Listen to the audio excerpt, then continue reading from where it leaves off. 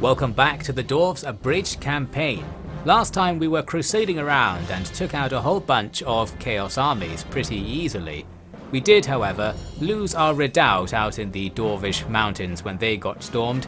That's a shame, but we're carrying on with our mission. Aldor has arrived at his destination, Skaven Blight, and we're going to do a city assault to take it. We'll start with a duel of rockets. Their towers are shooting rockets at us, but we've got rocketeers to shoot right back. And as it turns out, this is way more effective against towers than I expected. It absolutely annihilates them. I knew these things were powerful. It seems they do loads of damage to buildings, so the towers die virtually instantly in this battle. I was going to sit there using the tanks to gradually take them out, but that was not required. The towers and some of the nearby infantry are gone. I was also sending Story out to tank all of the enemy's attacks, since they're probably going to miss him half the time. Well, he can just be there anyway. We've got the towers and tanks going in, the siege towers that is, so it's going to take us a while to actually start this assault, but there is some early fighting because the enemy spawned some rats outside to come and fight with Story. We do actually move into range of their grenadiers by advancing Story here, but this proves to be in our advantage because the grenades mostly hit the rats fighting Story and just kill them for us, so that's pretty easy. At the back, I've sent the gyrocopter in to just be annoying and distract the enemy's catapults. The Skaven catapults are pretty inaccurate, unlike those hell cannons we saw before, so they're wasting ammo trying to hit something that they're usually just going to miss. With our tank line parked up in front of the walls, we're going to have them shoot the gates. They are taking some grenades here. We'll quickly, though, dispatch those grenadiers by just shooting rockets up over the wall. And they're only small units, they're clustered together, they're going to be particularly vulnerable to those rocket attacks. Not really too much of a threat to us anyway when they're throwing their grenades at the tanks and the siege towers, probably not very vulnerable to that. The cannons on the tanks open up the gate for us right there, so now we can go in if we want. We're not going to though, I'm going to focus on taking the wall for now and leave the tanks outside until it's safe, because if we go inside it will trigger the AI to make more effort essentially. Plus, the inside of the gate is quite heavily defended. They've got a load of those abominations, their special units, their equivalent I guess of something like a tank, a single heavy hitter. They also nuked us while we were sitting outside the gate, by the looks of things anyway. I don't think it did very much, maybe the tanks can just take it. There was nothing at the epicenter of the nuke when it went off as far as I can tell. Maybe they just wasted a big spell. Looks like our siege towers are in position. It's time to take this wall, and for the most part we've already killed everything with the rockets, so we're just storming up here and taking these positions. We are being hit by the catapults now, but they are still mostly missing. We can start to bring up the ranged units to be on the wall after this, to then shoot down at the stuff behind it. The rockets are still trying to shoot up at the wall, but the angles are now off, so I should probably tell them to stop firing and just get climbing, which is what those Gatling gunners there are starting to do. Once I have the rockets up on the wall, you might think I could use them to clear out the crowd in front of me, but the Rocketeers actually have an effective minimum range. It doesn't say they have a minimum range, but they do in practice. If you try and shoot at something that's close to you, it shoots over them to some sort of minimum distance point. That's why I can't attack this nice juicy crowd in front of me, and instead I'm not doing very much with them. The Gatling gunners though do not have that problem, and here's where we're effectively going to win. The AI doesn't really know what to do about this. They could actually bring these rats up to stop me from shooting, but they're not going to, so that's handy. As for the abominations, they can't bring them up. They're just sitting ducks here. Well, not even ducks, sitting abominations. They probably should run away. That's about all they have left for viable strategies. But no, they're just sitting around getting shot. We're going to take out the majority of their stuff without having to do much else. These prospectors were supposed to be shooting at that other abomination. They're not, as usual. They're a very unreliable unit. Well, the Gatling gunners are doing good work. Our alchemists too can shoot down from the wall and take stuff out. The narrow streets and corners make their low range less of a problem. That looks like it's doing some friendly fire damage, shooting at a few rats over the gate over there with the Gatling gunners. This is more like it, shooting down into the gate, where I've got all the tanks now trying to get into the settlement. They're effectively just melee attacking this abomination that's blocking their way, and the rats around their feet are gradually getting shot to death. With enough tank ramming we can get past that abomination, and that will be that. Here's an actual melee fight where we're grabbing some kills, a rare thing in this day and age. Our Golden Guard, a max tier unit against some Skaven slaves, just about actually killing them in the melee. Good stuff. I'm sure the gunners stepped in and did it even better at some point. After that, we need to advance and take the capture point. It's going to be a bit more deadly on the way. We're being hit by all of the catapult attacks, getting increasingly accurate as we approach. Some magic too is stirring up trouble. We do though now have long-ranged engagements to make, which will suit our rocket attacks. Especially right here with this bank of catapults, we can take out the siege engines if we make a few attacks. They are bombarding us heavily. We're going to tank all of the damage as long as we don't take too many losses. It won't even matter, of course, because it's Warhammer. And boom, we now get some serious counterattacks coming in. The Gatling gunners are going for the enemy's faction leader in his little hamster wheel there, and all of the remaining stuff is getting blown to pieces and finally routing due to army losses right at the very end. Nice to give the Skaven a nice taste of their own medicine. Our Skaven-themed weaponry proved by far the decisive element in this battle, making it way easier than expected. I actually did go into that thinking it would be a bit of a grind and that we might only just get through it with all sorts of noxious things to deal with. No, the towers weren't a problem, the grenadiers weren't a problem, the abominations certainly weren't a problem. We just sort of dealt with everything they could offer easily in different ways. So now we are into Skavenblight. This is going to complete a mission for us. That's not really the important part though. The mission was just to get a bunch of money for capturing this area. We also get some buffs for taking out this famous Skaven character who I don't even know. We don't care about these dirty rats. Here's what we're actually here for. This technology, which requires you to construct a laboratory which can only be built in Skavenblight. That's why we're really here. It's an occupied enemy laboratory. It's a special building, so we'll have to make that in its own slot by deleting something else. And in order to fully use it, we also have to have some max rank Engineers Guild buildings here, which means we need a maximum rank settlement. This all means we have to hold this place for a long time and try to get its population up so we can build it up to a maximum level place. We'll have to put another army here to hold it, or leave Uldor here, which we'll be doing in the meantime. We do lose that base I made out in the Myrmidons area in the human territory. Not even to a chaos attack, just a chaos rebellion that occurred naturally and took it down.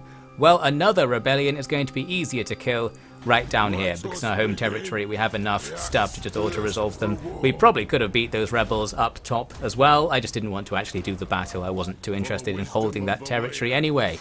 We also got attacked by a normal chaos army at Skavenblight, a nice powerful force.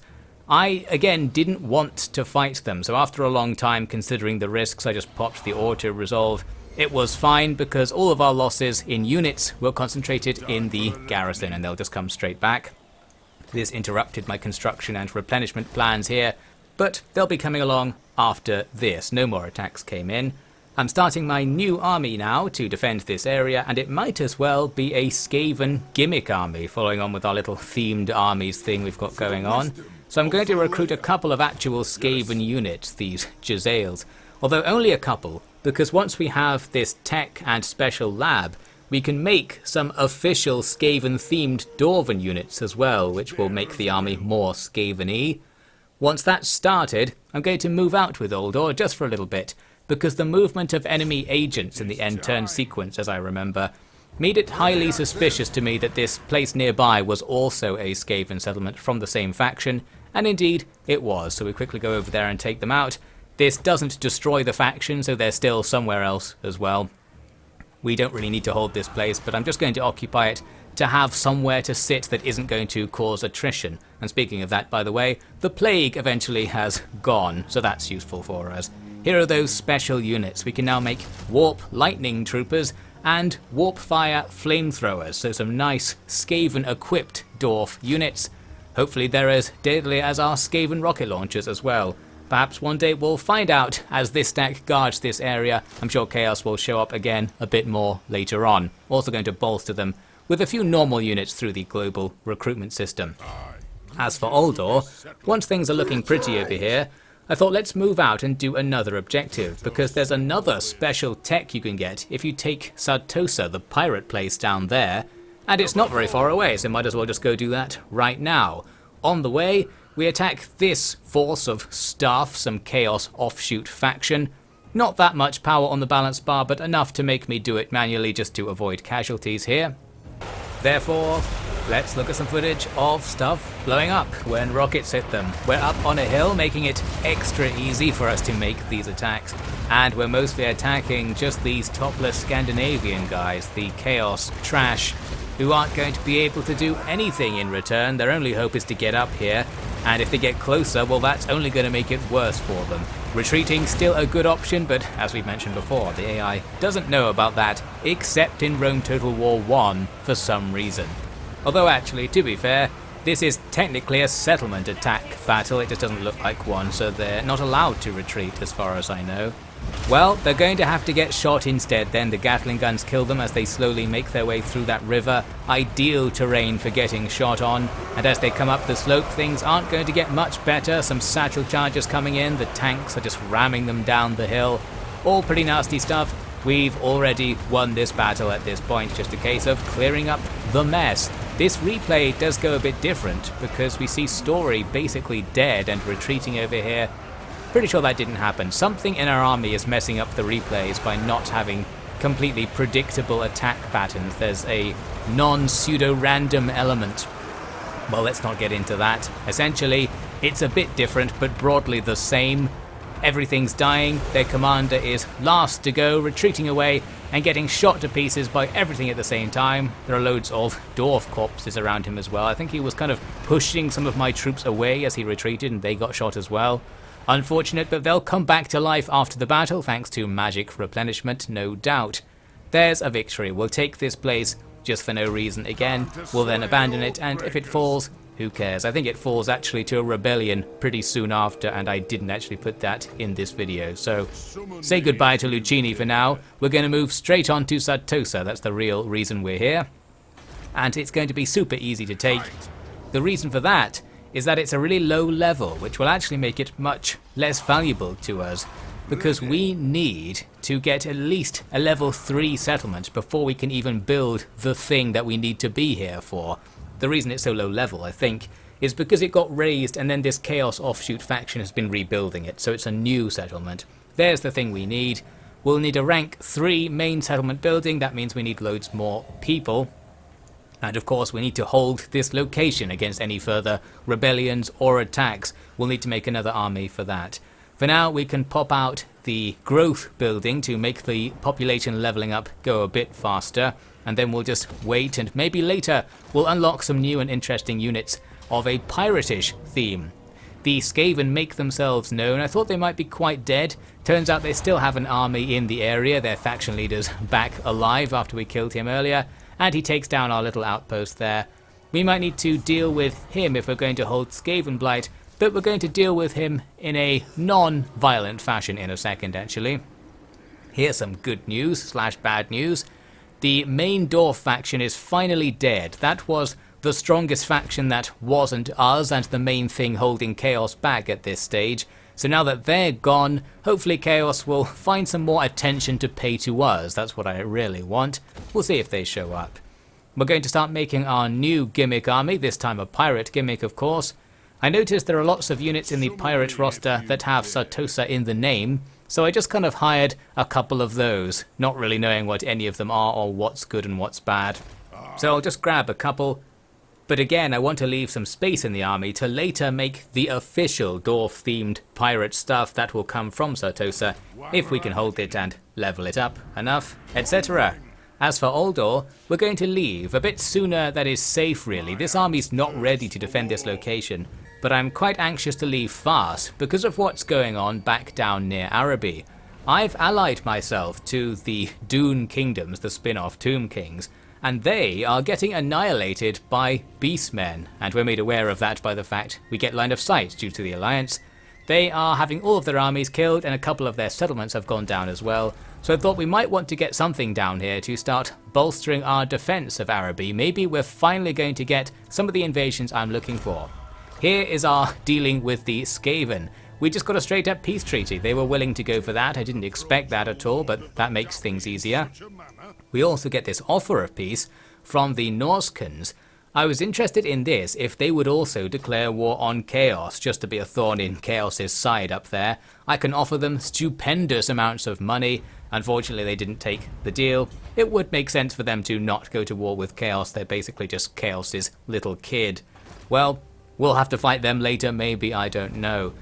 The Beastmen continue to absolutely annihilate my allies before I arrive back to save them. So it looks like that's about it for the Dune Kingdoms. They still have the Black Pyramid of Nagash. We need to do something about those stacks though, because they're probably going to come over and attack me. I sent Aldor down there into the raised areas to take a look, and strangely we don't see them there anymore, which was suspicious, but they were actually still there, as quickly becomes clear in the end turn sequence when they come out of the fog of war and attack Aldor. I was a bit mad here because it's giving us an ambush battle, but we're in the underway, so I thought surely I can't be ambushed by these surface armies moving around. I guess they tricked me to come up and then ambush me or something. So we'll deal with that at the start of the next part, because once again, and as usual now, I am out of footage. We'll see how it goes next time, and with any luck start progressing out of this filler arc and actually fight the main Chaos invasion if they show up.